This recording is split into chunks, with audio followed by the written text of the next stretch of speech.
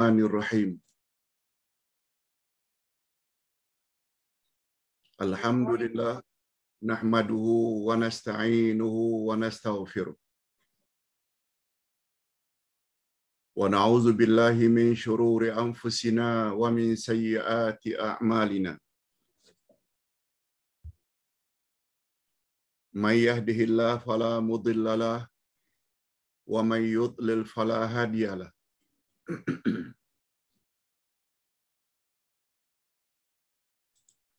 Asyhadu an la ilaha illallah wahdahu la syarika lah wa asyhadu anna Muhammadan abduhu wa rasuluh la nabiyya ba'dah.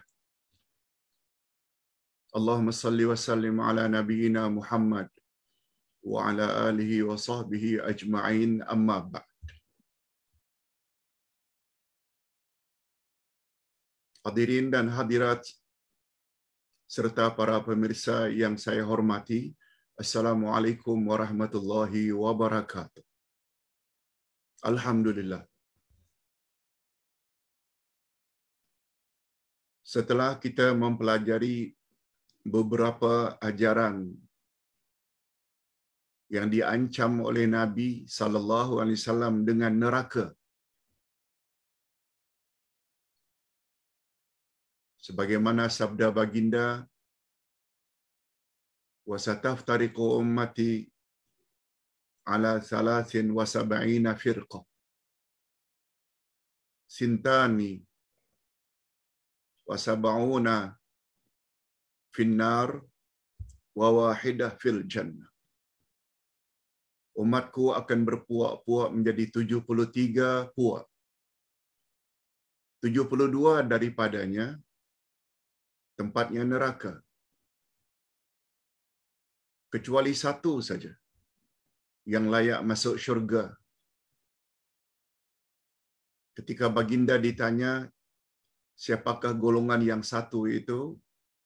Nabi jawab, ma ana alaihi wa ashabi. Mereka yang ikut aku dan ikut sahabat-sahabatku. Golongan inilah yang disebut selalu dengan beberapa istilah al-firqatun najiyah, iaitu puak yang selamat dari neraka. Nama lainnya yang lebih popular, Ahlus Sunnah wal Jamaah, orang yang mengikut sunnah Nabi dan jamaah dari kalangan para sahabat Nabi. Mudah-mudahan kita semua termasuk ke dalam golongan yang satu ini. Timbul pertanyaan, siapakah di antara mereka 72 golongan lagi, Pak Ustaz, yang diancam oleh baginda akan menuju neraka? Kita dah sebut beberapa kelompok. Pertama sekali Syiah. Yang kedua Khawarij.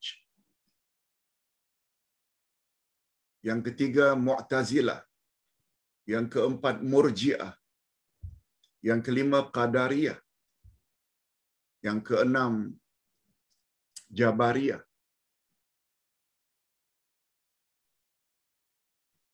Pada hari ini kita akan sebut golongan yang ketujuh, yaitu kelompok yang dipanggil dengan Qadiani atau nama lainnya Ahmadiyah.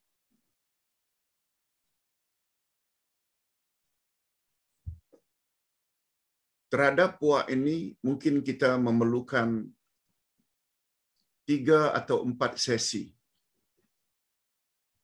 Karena panjang pembahasannya, paling kurang 3 sesi atau 3 siri.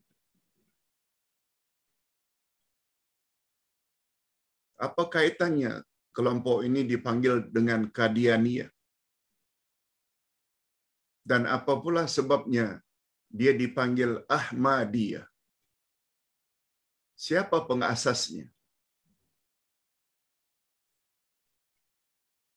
Apakah akidah atau keyakinan utama puak ini, sehingga mereka tidak tergolong ke dalam Ahlus Sunnah wal Jamaah. Itu yang akan kita bahas insya-Allah dengan lebih detail mula hari ini.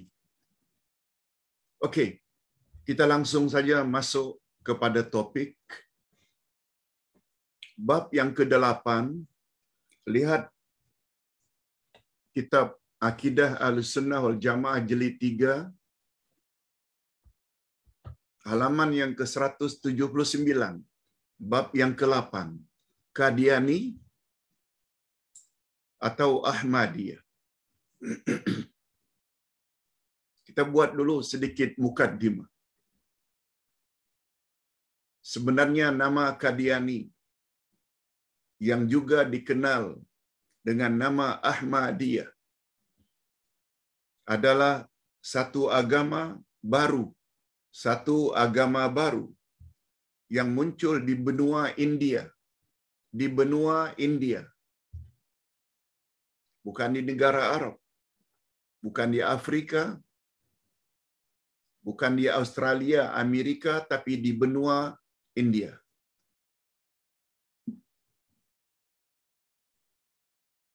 Yaitu ketika umat Islam di benua India bangkit menentang penjajah Inggris yang mencengkam mereka. Mengapa mereka bangkit? Karena mereka tidak reda tanah atau negara mereka dijajah. Apalagi dijajah oleh orang kafir.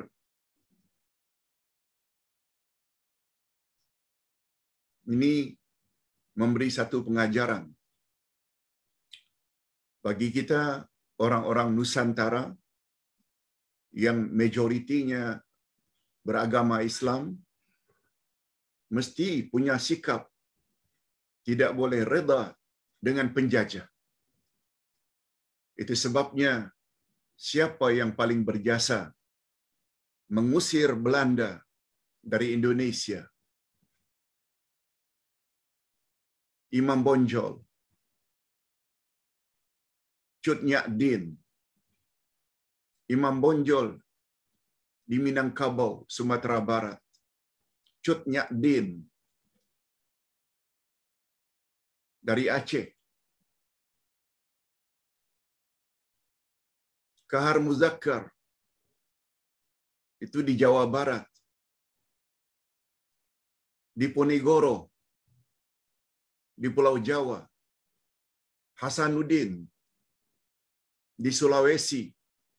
Semua mereka adalah orang-orang Islam yang tidak reda tanah mereka dijajah. Begitu juga di Malaysia. Semua kita tahu pejuang-pejuang tanah air tanpa menafikan juga ada peranan daripada non-Muslim, tetapi yang paling ketara dan menonjol menentukan dengan izin Allah kemerdekaan Malaysia adalah pejuang-pejuang umat Islam. Itu sebabnya mengapa muncul kalau di Indonesia Pancasila. Sila yang pertama saja ketuhanan yang Maha Esa. Sebagaimana juga di Malaysia dengan adanya 5 rukun negara. Hadirin dan hadirat rahimakumullah. Demikianlah halnya kebangkitan dari kalangan umat Islam di India berhadapan dengan penjajah Inggris.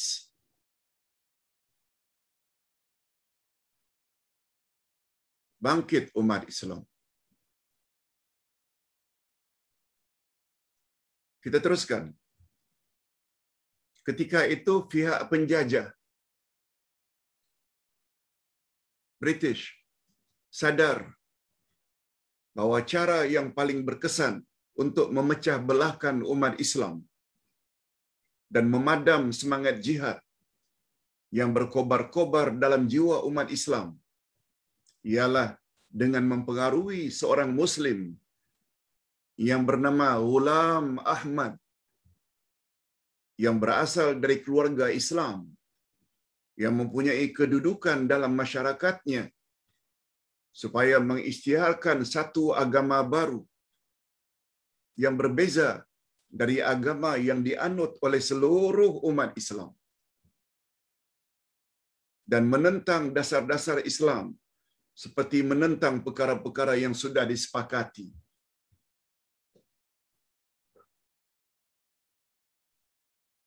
Penjajah bijak dan penjajah tahu umat Islam apabila memiliki akidah yang benar, yang sahih, akidah yang mantap, mesti umat Islam itu tidak rela negaranya dijajah. Tidak rela yang menjadi pemimpin itu orang-orang kafir.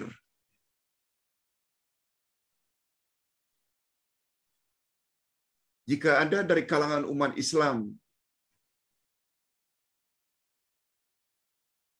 berkeyakinan, tak mengapa kita dipimpin oleh orang kafir, maknanya akidahnya sudah mula rosak. Akidahnya sudah mula rosak.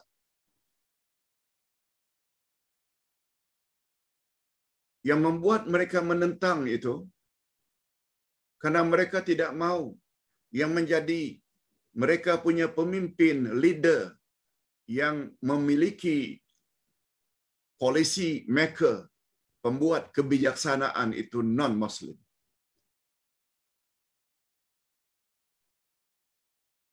Adapun istilah, kadang-kadang orang kafir itu lebih baik memerintah, lebih adil daripada orang Islam yang memerintah. Hati-hati, kata-kata itu tuh sebenarnya berasal dari Syiah. Bagaimanapun, tidak baiknya pemimpin Islam. Mereka lebih baik daripada orang kafir, walaupun dia tidak rasuah.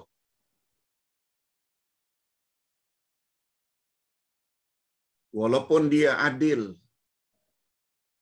Tidak. Itu sebabnya pertama-tama yang diusahakan oleh penjajah, tak kira di manapun mereka menjajah. Apa dia? Ustaz dah sebut dalam buku 1. Akidah Ahlussunnah wal Jamaah jilid 1. Apa sebabnya? Mereka tidak larang umat Islam banyak beribadat. Beribadatlah.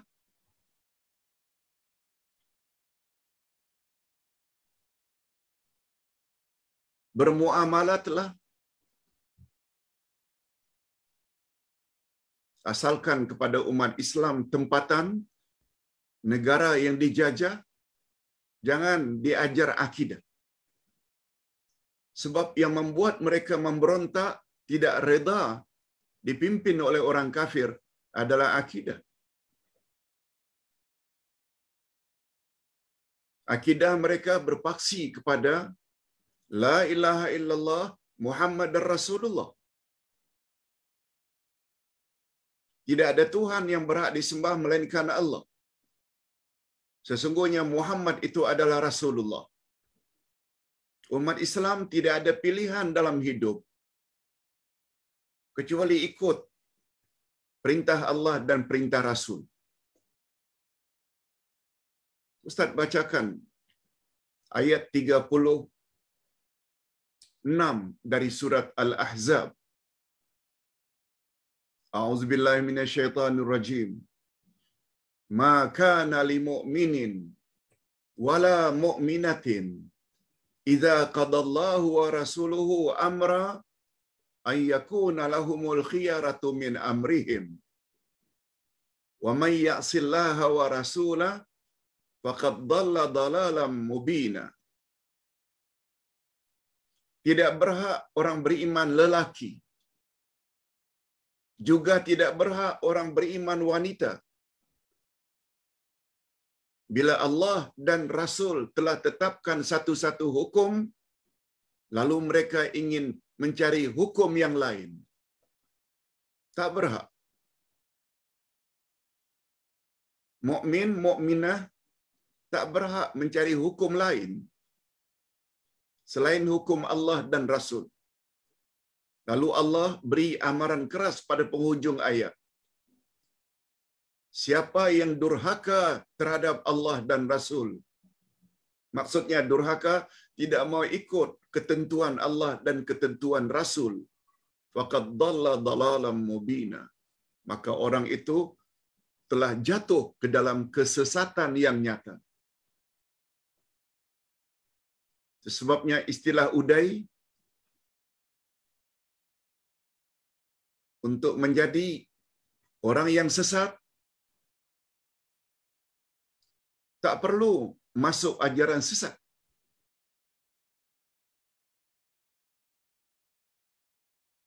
Tak perlu masuk Arqam ke, masuk ajaran Rasul Melayu ke, masuk ajaran Ayah Pin ke, masuk ajaran ini, ajaran sesat, tak payah. Seseorang sudah digolongkan sesat dengan sesat yang nyata bila mengaku muslimat.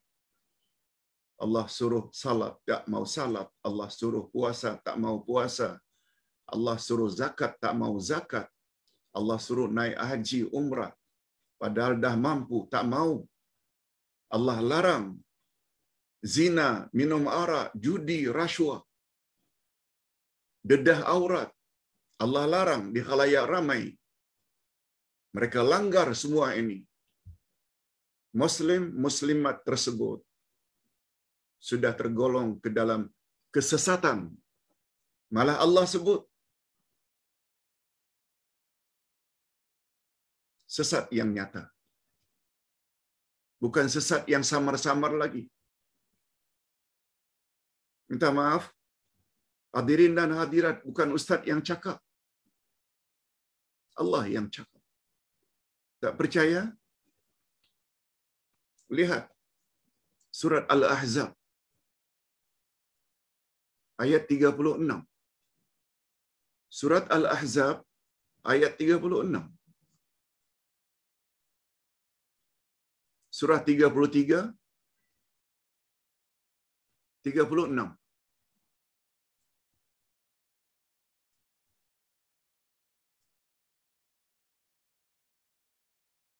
Yes. Wa ma kana limu'minin, minta maaf tadi ustaz sebut kana, dia ada waw di depannya. Wa ma kana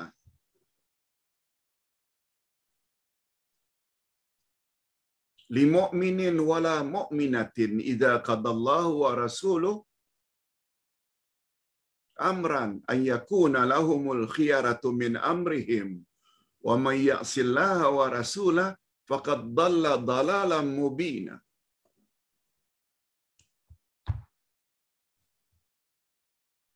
Jangan tuduh ustaz yang cakap. Lihat sendiri. Surat Al-Ahzab, surat 33 ayat 36.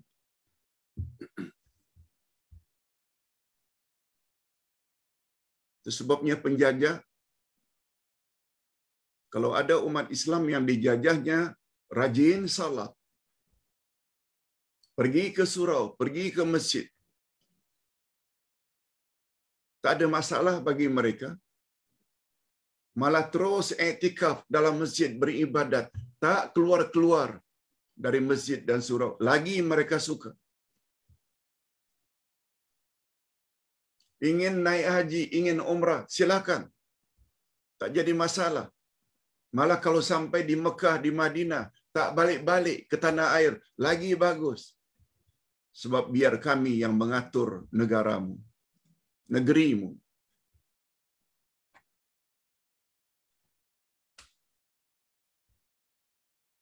Tapi jangan diajar akidah. Di sini rahasianya. Mengapa dalam konteks Nusantara orang tahu rukun syarat perkara yang boleh membatalkan salat. Umat Islam Nusantara banyak tahu rukun syarat perkara yang boleh membatalkan puasa, zakat, haji, umrah. Tapi bila ditanya, apa rukun dua kalimah syahadat? Ada berapa rukun dan syarat? La ilaha illallah. Ada berapa perkara yang boleh membatalkan la ilaha illallah? Ada berapa syarat baru sempurna Muhammadur Rasulullah? Majority. Ustaz tidak kata semua. Majority kabur.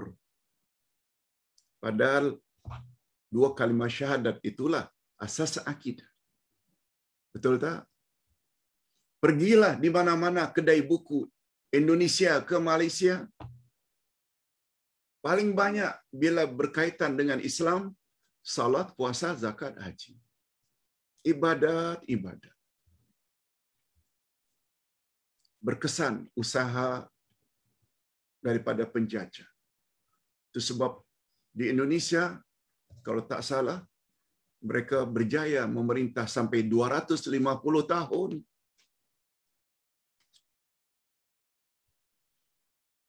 Karena mereka tak mahu umat Islam di negara yang mereka jajah tahu akidah. Lalu umat Islam mereka pecah-pecahkan. Sama halnya dengan umat Islam di India.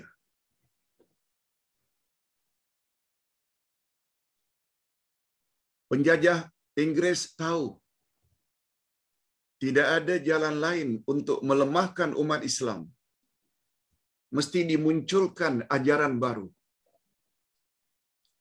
Lalu diangkatlah Ghulam Ahmad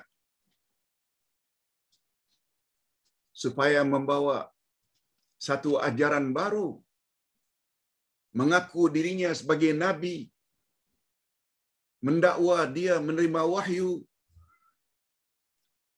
Dan yang penting sekali, Ghulam Ahmad punya tugas memberi kepahaman kepada umat Islam India zaman itu.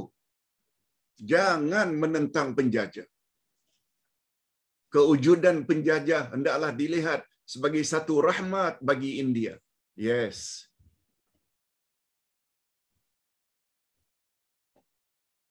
Itu sebabnya umat Islam di Nusantara termasuk Malaysia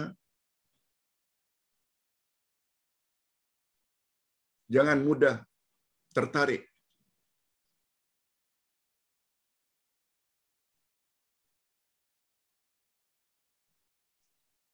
kepada pendakwah-pendakwah yang hanya suruh amal ini, amal itu, amal ini, amal itu. Lalu disuruh pula buat. Dan menyanjung pula. Malah menggalakkan. Rabu terakhir dari bulan Safar hendaklah mandi safar. Apa ini? Padahal amalan itu boleh membawa kepada syirik. Kita teruskan.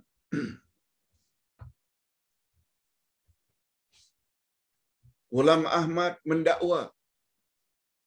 Ini Ghulam Ahmad, dia punya keturunan ibu bapaknya Islam. Malah datuknya pernah berkhidmat dengan penjajah dan punya kedudukan yang cukup tinggi. Lalu penjajah tahu orang ini paling sesuai untuk dijadikan atau diperalat sebagai boneka untuk memecahkan umat Islam dari dalam. Ghulam Ahmad mendakwa bahawa wahyu belum berakhir. Wahyu belum terputus. Dan kononnya beliau adalah utusan dari Allah. Dia mendakwa dia adalah utusan Allah setelah Nabi Muhammad sallallahu alaihi wasallam. Taktik Inggris bertujuan untuk melemahkan perjuangan menentang penjajah mereka. Dan agar mereka tunduk kepadanya sambil melahirkan bahawa penjajah Inggris adalah satu rahmat yang dikurniakan oleh Allah kepada negeri India. Nah, itu yang diwar-warkan. Kamu orang tak akan maju kalau kami tidak jajah. Apa bezanya dengan kata-kata Belanda untuk Indonesia zaman itu? Kata-kata British terhadap Malaysia zaman itu. Nah, sekarang kita berpindah. Siapakah Ghulam Ahmad itu? Siapakah Ghulam Ahmad Al-Qadiani? Kita perlu tahu dalam bukunya Al-Istifta, Ghulam Ahmad ni banyak menulis buku. Dalam kitabnya yang bernama Al-Istifta, Ghulam Ahmad berkata, saya dikenal dengan nama Ghulam Ahmad.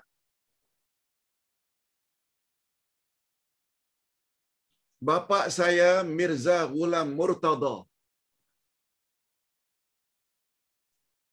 Dan bapa saya punya bapa pula, iaitu datuk saya bernama Mirza Atta Muhammad.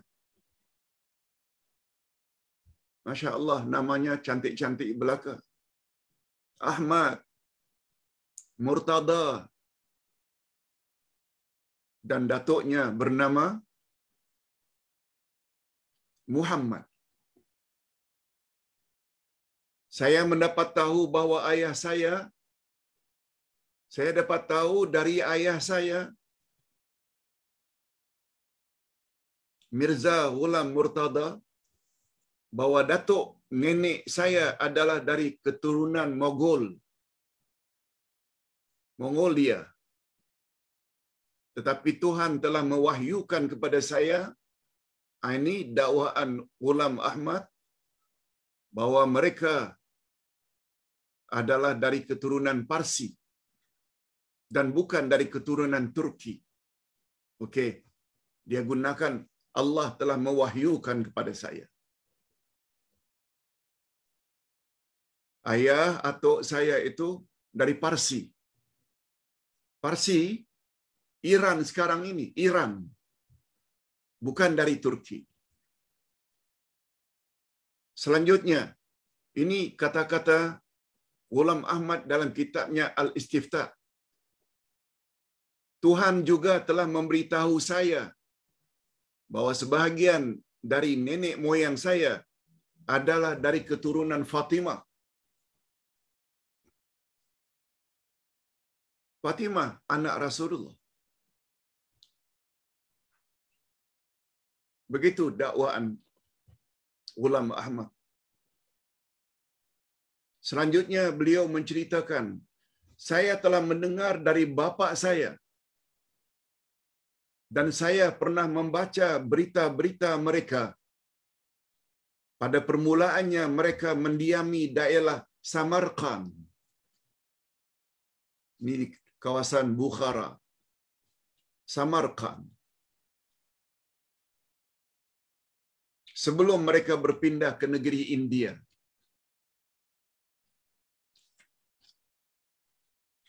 Ghulam Ahmad dilahirkan di kampung Kadian. Kadian, bukan Kodiang ya. Kodiang itu di Kedah kalau tak salah, di perbatasan Perlis. Ghulam Ahmad dilahirkan di Qadian, yaitu sebuah pekan dalam daerah Punjab di India. Punjabi. Qadian nama pekan tersebut. Atas sebab itulah, karena Ghulam Ahmad dilahirkan di Qadian, maka ajarnya dipanggil dengan Qadiani. Yes, itu asal usul nama Qadiani. Karena pengasasnya Ghulam Ahmad lahir di Qadian, salah satu pekan di kawasan Punjab.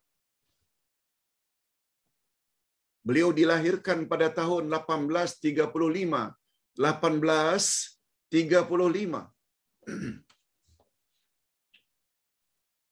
65 tahun sebelum masuk tahun 2000. 1835 Masehi atau 1839, lebih kurang begitu. Ada pula yang mengatakan 1840, sekitar itu. 35, 39 atau 1840 Masehi. Pada masa mudanya beliau mempelajari bahasa Parsi dan ilmu perobatan. Latar belakang pendidikan Ghulam Ahmad, fasih dalam bahasa Parsi.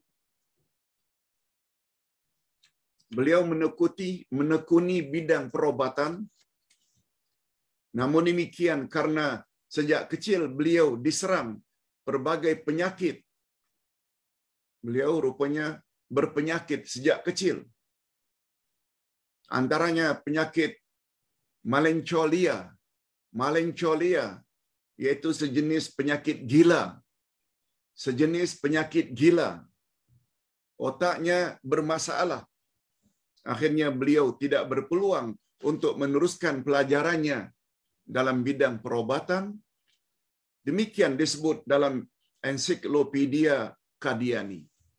Ensiklopedia Qadiani menyebut begitu keadaan Ghulam Ahmad. Sejak dari kecil memang berpenyakit, yaitu penyakit yang boleh membawa kepada gila. Tidak waras. Nah, kita ingin tahu lagi kelanjutan tentang pengasas ajaran Qadiani atau ajaran Ahmadiyah. Ghulam Ahmad kononnya berpindah ke Sialkot.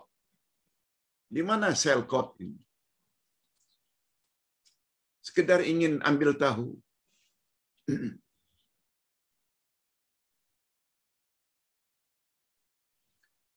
Sewaktu Ghulam Ahmad meningkat remaja, ini ketika remaja, umur belasan tahun,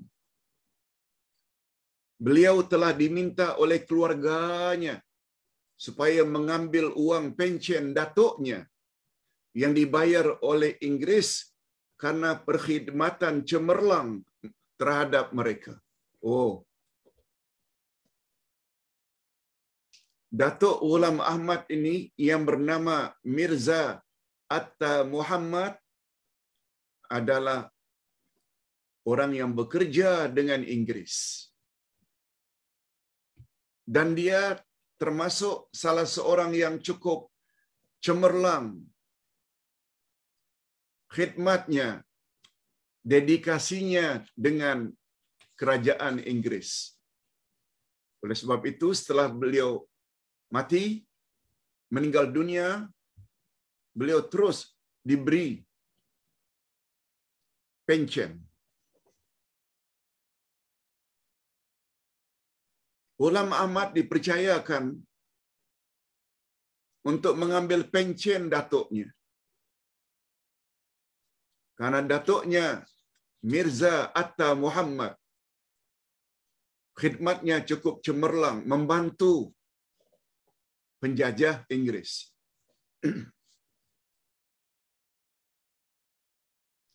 Beliau telah ditemani seorang rakannya yang bernama Amamuddin.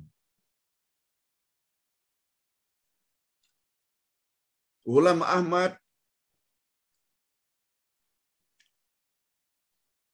ditemani oleh kawannya yang bernama Amamuddin. Setelah menerima uang pencen datuknya tersebut, beliau telah dihasut oleh rakannya itu. Dipengaruhi oleh Amamuddin supaya meninggalkan daerah Qadian untuk menikmati saat-saat remaja yang indah.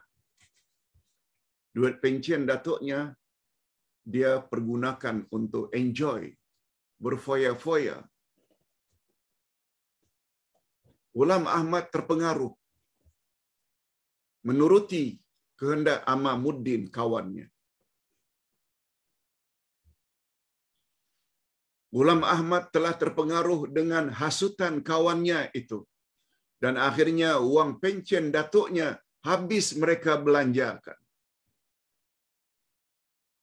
Lanjutan dari peristiwa tersebut, Ghulam Ahmad terpaksa menjauhkan dirinya dari keluarganya karena merasa sudah bersalah, tidak amanah. Yang sepatutnya untuk keluarga, duit pencen, lalu dia manfaatkan untuk enjoy bersama kawannya Amamuddin.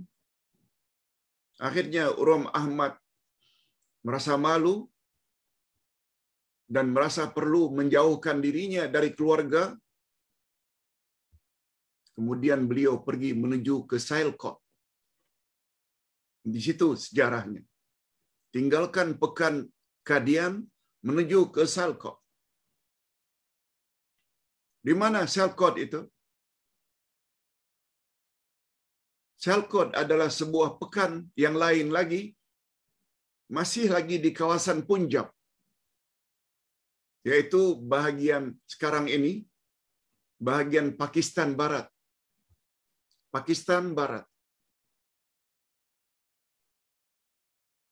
Di pekan ini beliau bekerja sebagai penulis petition untuk orang ramai dengan mendapat upah hanya 15 rupiah sebulan. 15 rupiah sebulan. Keadaan ini berlaku pada tahun 1864. Maknanya umurnya berapa? Taruhlah kita ambil salah satu daripada umur bila beliau lahir 1840, beliau bekerja sebagai penulis petition sampai 1864, maknanya umurnya ketika itu baru 24 tahun. 24 tahun. Masih sangat muda.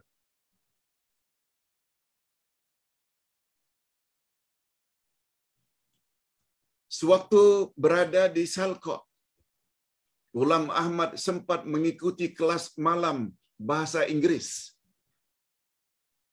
Beliau juga membaca beberapa buku dan mengikuti ujian undang-undang, tetapi gagal dalam peperiksaan tersebut.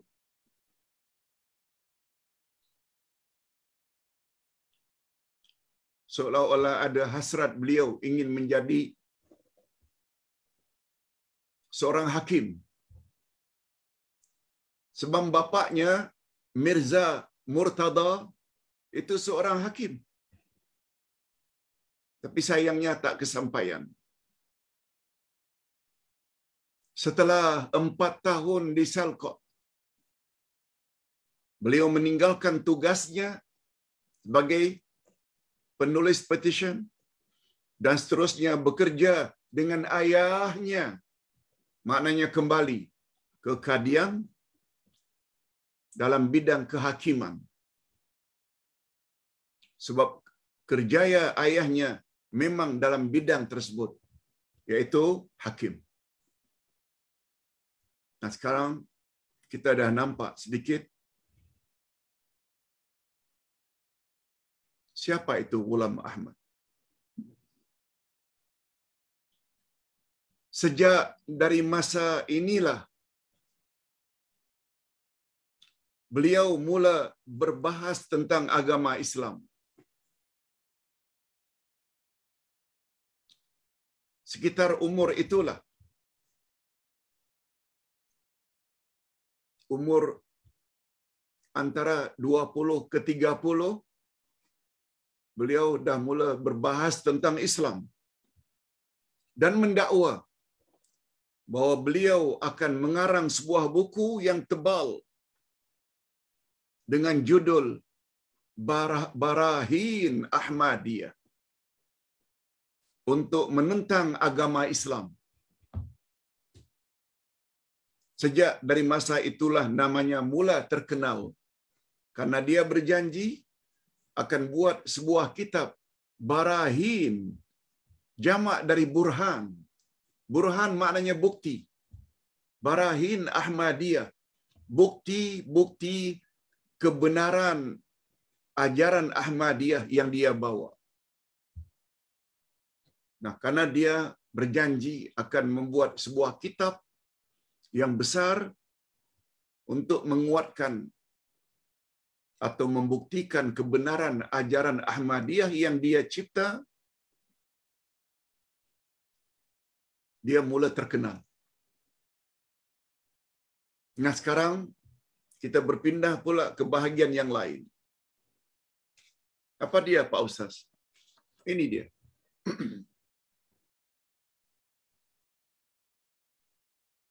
Hakim Nuruddin Al-Buhairawi. Apa kaitannya Ghulam Ahmad? Kalau tadi kaitan Uman Ahmad dengan Amamuddin yang mempengaruhi Ghulam Ahmad supaya membelanjakan pencen datuknya untuk enjoy, dan karena malu terhadap keluarga, dia pindah dari Kadian ke Salkot. Nah, yang kedua ini, apa kaitannya Ghulam Ahmad dengan seorang hakim yang bernama Nuruddin Al-Buhairawi? Kita baca. Semasa di Salkot, Ghulam Ahmad telah dihubungi oleh salah seorang yang sesat. Salah seorang Islam juga tapi sesat, yang dikenal dengan nama Hakim Nuruddin Al-Buhairawi. Ini orang ini sangat berperanan menyebar ajaran Ghulam Ahmad, ajaran Kadian. Ini orangnya, yang bernama Hakim Nuruddin Al-Buhairawi. Nuruddin dilahirkan pada tahun 1841 Masihi. Tua 1 tahun saja. Kalau tadi di antara tarikh lahirnya Ghulam Ahmad 1840, Hakim Nuruddin Al-Buhairawi pula dilahirkan setahun setelah itu, 1841, atau hijrinya 1258 Hijriah.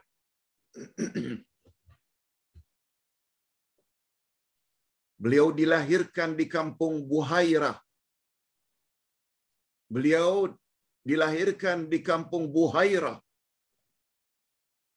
yang terletak di daerah Punjab juga, yaitu Pakistan Barat. Nama manusia ini selalu dikaitkan dengan tempat di mana dia lahir.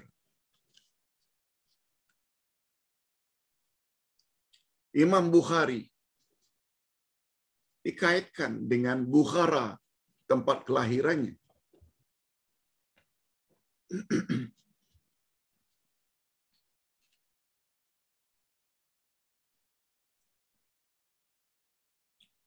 Hakim Nuruddin Al-Buhairawi.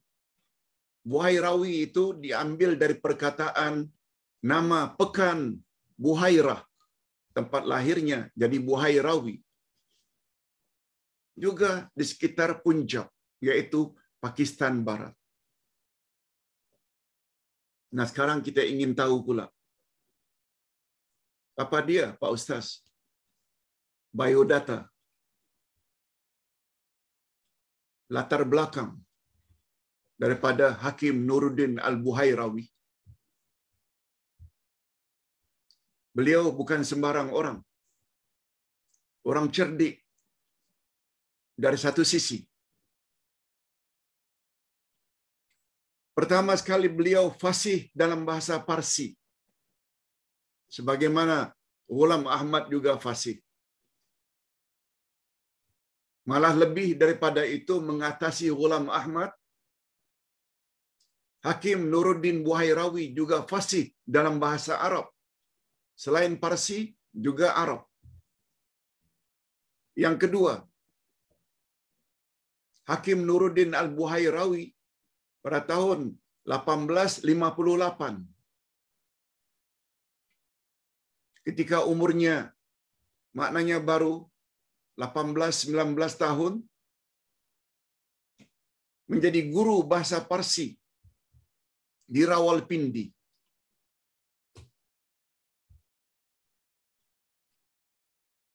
Lima tahun menjawat sebagai nazir salah sebuah sekolah rendah. Nazir sebagai pengawas.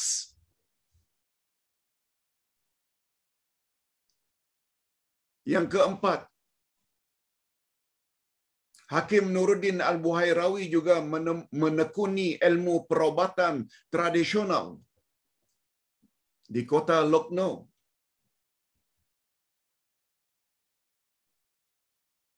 Juga di India. Semua kita tahu, banyak ustaz-ustaz kita yang lulusan dari Lucknow, karena di sana ada satu sekolah yang cukup terkenal.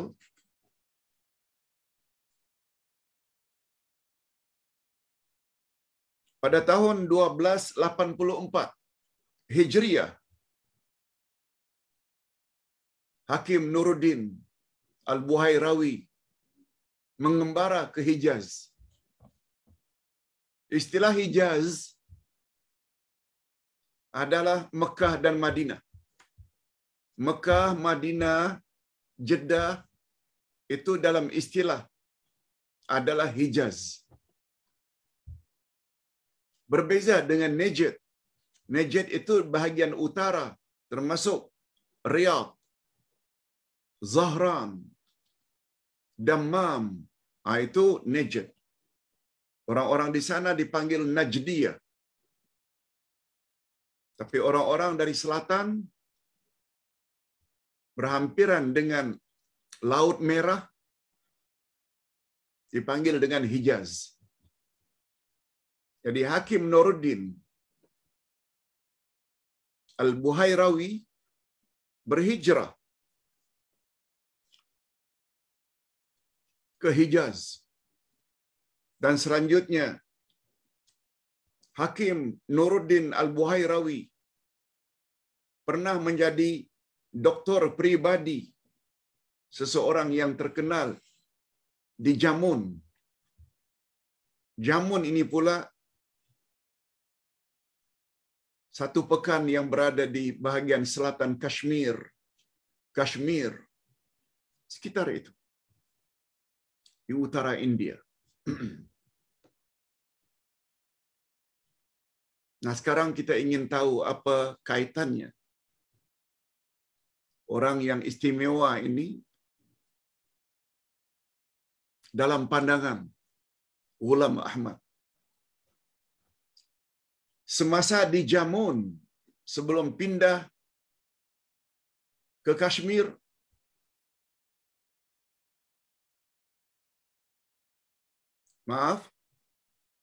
ketika berada di Jamun,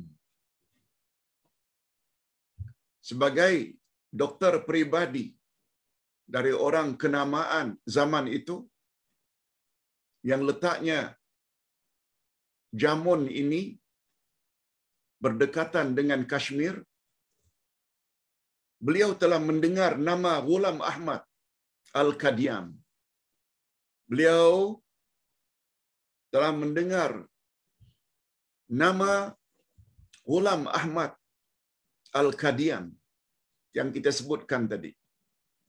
Dan akhirnya mereka berdua menjadi teman yang sangat rapat. Rapat lagi.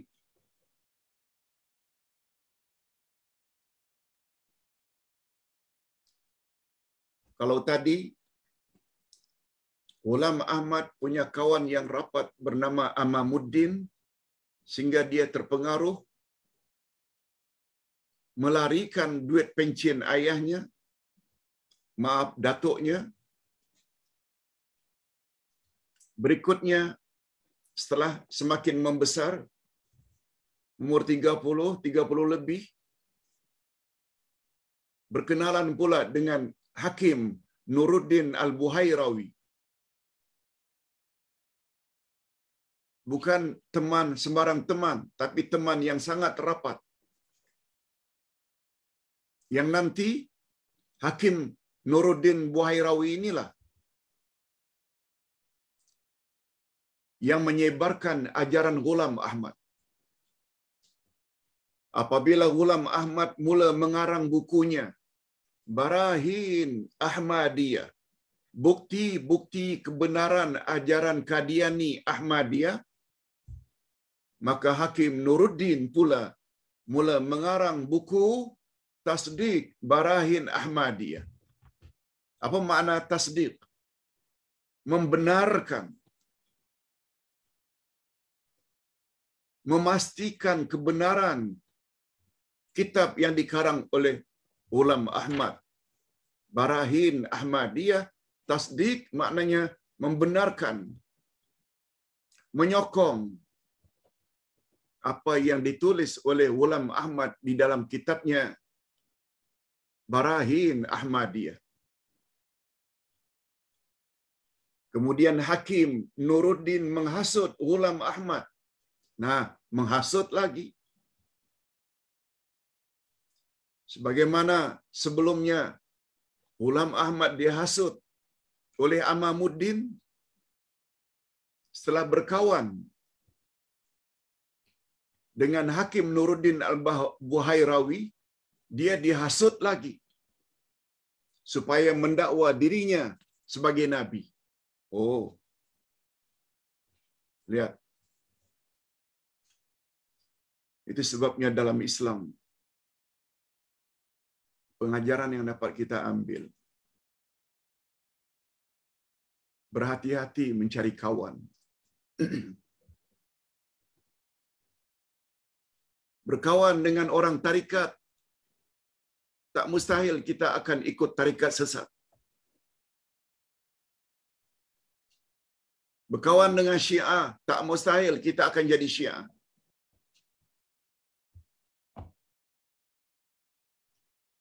Nabi Muhammad sallallahu alaihi wasallam pernah menceritakan bahayanya memiliki teman yang tidak baik dan betapa beruntungnya bila kita berteman, mendekati kawan-kawan yang baik-baik. Sabda Nabi, berkawan dengan orang yang baik-baik tak ubahnya seperti berkawan dengan orang yang menjual atar, perfume, minyak wangi.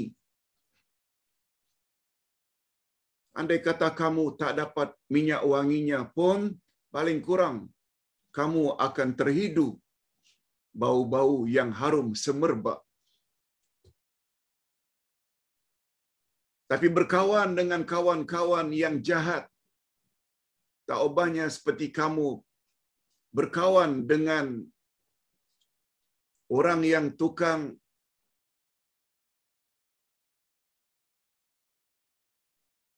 apa namanya, tukang besi. Al-Haddad berkawan dengan orang yang jahat, yang buruk laku, tak ubahnya seperti kamu berkawan dengan tukang welding, yang mungkin istilah kita welding, yang pegang api yang begitu keras pancarannya untuk memotong besi atau menyambung besi dengan besi yang lain. Andai kata kamu tidak terkena pun percikan api besi tersebut, paling kurang kamu akan tercium bau yang busuk. Lebih kurang demikian Nabi Muhammad sallallahu alaihi wasallam membuat perumpamaan bahaya bila berkawan dengan orang-orang yang tidak senonoh. Hadirin dan hadirat, dalam buku ini kita dah pelajari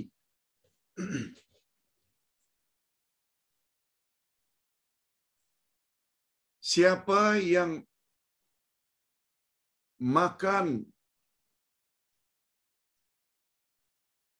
vitamin salt, dia akan sehat. Insya Allah dia pasti sehat. Apa dia vitamin salt? Sila baca buku ini. Ustaz sebut secara berurutan. Bukan vitamin C, vitamin salt. Yakni 7 perkara yang diawali dengan huruf sa. Salat, sat, yang kita selalu sebut sembahyang. Tapi kalau boleh jangan gunakan istilah sembahyang, sebab dia mengandung istilah sembah dan hyang, H-Y-A-N-G, yang bernama atau nama salah satu berhala di zaman Hindu. Salat, sat dulu. Saum, puasa, banyak puasa. Sidq, bersikap dan berkata benar, sat lagi. Silaturrahim, sat lagi. Apa lagi?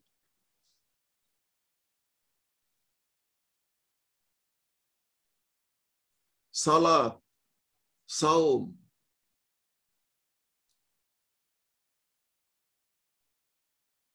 sabar, sidiq, silaturrahim, dan yang terakhir suhbatus salihin. Suhbatus salihin, bersahabat dengan orang-orang saleh. Bila awak bersahabat dengan orang-orang saleh, besar kemungkinan awak akan jadi orang saleh. Itu yang namanya vitamin salt. Satu lagi tertinggal. Tadi baru 6. Sedekah. Bersedekah. Yakinilah dengan senantiasa mendekati atau memastikan diri ini terlibat dengan 7 sat tersebut, kita akan jadi orang baik. Satu di antaranya suhbatus salihin. Dekati, hampiri orang-orang saleh. Oleh sebab itu, dalam hidup, usahakan kalau boleh kita mendekati orang-orang saleh, dengar pencerahan-pencerahannya, apalagi pencerahannya tidak pernah luput membawa ayat-ayat Quran dan hadis-hadis Nabi yang sahih, dekati. Ajak kawan-kawan. Berapa banyak dari kalangan jemaah yang memberitahu Ustaz, saya telah diajak oleh mak saya Ustaz, supaya ikut kelas Ustaz. Sebaliknya ada juga, saya Ustaz telah diajak oleh anak saya yang sudah sekian tahun ikut ajaran Ustaz. Ada pula yang komen, Pak Ustaz, saya ada kawan, ada saudara di Singapura. Lalu saya minta mereka supaya dengar. Nah, terdapat pula di Singapura. Terdapat pula orang-orang yang ikut ajaran kita ini dari Palembang, dari Karawang, dari Jakarta, bermacam-macam. Malah ada yang datang berita dari Australia, sebab semua ini dapat didengar. Hadirin dan hadirat rahimakumullah. Hati-hati kita, jangan cepat terpengaruh dengan dakwaan orang-orang. Oh, jangan ikut ustaz itu. Ustaz itu tuh Wahabi. Alhamdulillah ustaz dapat satu pengakuan dari seorang jemaah, Pak Ustaz. Saya dulu tahu ustaz mengajar di tempat itu dekat saja dengan pejabat saya. Tapi saya tak mau ikut. Sebab ustaz digelarkan ini dan itu. Tapi alhamdulillah sekarang Pak Ustaz, setelah mendengar Pak Ustaz punya penjelasan, rupanya saya salah dulu. Rupanya inilah ajaran yang sebenar. Ingin mengajak kami kepada Al-Quran dan Sunnah. Alhamdulillah. Alhamdulillah. Ini yang dimaksudkan dengan sohbatus salihin. Mudah-mudahan kita akan selamat di dunia dan selamat di akhirat. Macam mana tak keselamatan? Kita dah belajar cara tepat menjawab soalan kubur. Betul tak? Salah satu cara, kita telah belajar 12 panduan ibadat supaya ibadat diterima oleh Allah Azza wa Jalla. Kita telah belajar pedoman salat. Kita telah belajar wasiatku untuk ahli keluargaku. Semuanya merujuk pada Quran dan Sunnah. Okey, kita dah kehabisan masa sebenarnya. Cuma izinkan Ustaz untuk meneruskan sedikit lagi. Apa dia Pak Ustaz? Kemudian Hakim Nuruddin menghasut Ghulam Ahmad supaya mendakwa dirinya sebagai Nabi. Perkara ini ditegaskannya sendiri oleh Hakim Nuruddin Al-Bahwarawi. Beliau dalam bukunya Sirah Al-Mahdi. Apa kata Hakim Nuruddin Al-Buhairawi? Coba dengar kata-katanya. Kalaulah orang itu, yakni Ghulam Ahmad, mendakwa dirinya sebagai Nabi pembawa syariat yang membatalkan syariat Al-Quran, andai kata orang itu, iaitu yang bernama Ghulam Ahmad, mengatakan bahawa dirinya adalah Nabi pembawa syariat baru untuk cancel, memansuhkan ajaran Al-Quran, maka sudah pasti aku tidak akan menafikannya. Pasti aku tidak akan mengingkarinya. Akulah orang pertama yang akan ikut Ghulam Ahmad. Ni. Setelah Ghulam Ahmad berpindah ke Kadian, maka beliau telah diikuti oleh Hakim Nuruddin. Ini kawan rapatnya ikut pergi ke Kadian, menjadi salah seorang pengikut utama Ghulam Ahmad. Hati-hati dalam mencari kawan. Ustaz kira cukup sampai di sini dulu. Ustaz terpaksa sebut perkara itu supaya kita tahu, oh begini rupanya latar belakangnya. Ini belum lagi kita bercakap tentang akidah, pegangan Ini lagilah membuat kita sangat takut. Ada 9 poin. Kemudian apa pula istilah agama Hindu? Agama Hindu sangat gembira dengan kehadiran Qadiani. Agama Hindu sebab menyokong dia. Dan apa pula nanti terakhir bantahan Muhammad Iqbal terhadap ajaran Qadiani. Semua kita tahu Muhammad Iqbal seorang sastrawan Pakistan yang sangat terkenal. Muhammad Iqbal itu semua akan kita bahas insya-Allah pada minggu-minggu hadapan. Minta maaf, kita akhiri dulu dengan doa. Alhamdulillahirabbil alamin. Wassalatu wassalamu ala asyrafil anbiya'i wal mursalin wa ala alihi wa sahbihi ajma'in. Rabbana ighfir lana dzunubana wa liwalidina warhamhum kama rabbawna shighara. Ya Allah, ampunkanlah dosa kami dan dosa kedua ibu bapa kami. Dan cucurilah rahmat-Mu ya Allah sebagaimana mereka telah didik kami sejak dari kecil. Rabbana hab lana min azwajina wa dzurriyyatina qurrata a'yun waj'alna lil muttaqina imama. Ya Allah, berilah kami pasangan hidup serta zuriat keturunan yang menyedapkan pandangan mata dan hati kami. Dan jadikanlah kami pemimpin bagi orang-orang yang bertakwa. Ya Allah, ya Tuhan kami, sungguh banyak pengajaran yang kami dapati pada pagi ini, yaitu tentang siapa itu Ghulam Ahmad sebagai pengasas ajaran Qadiani.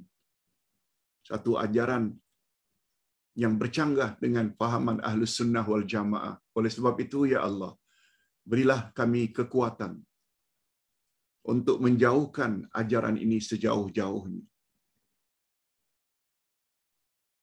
Selain itu, kami juga mohon, ya Allah, Engkau berilah kami taufik dan restu supaya memiliki 7 jenis vitamin S: sedekah, sabar, salat, saum, silaturrahim, dan suhbatus salihin.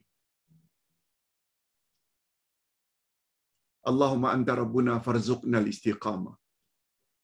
Ya Allah, Engkau adalah Tuhan kami, oleh sebab itu anugerahkan kepada kami istiqamah, yakni konsisten di atas kebenaran hingga kami mendapat husnul khatimah. Wa sallallahu ala nabiyyina Muhammad wa ala alihi wa sahbihi ajma'in. Walhamdulillahirabbil alamin. Subhanakallahumma wa bihamdik asyhadu an la ilaha illa anta astaghfiruka wa atubu ilaik. Assalamualaikum warahmatullahi wabarakatuh.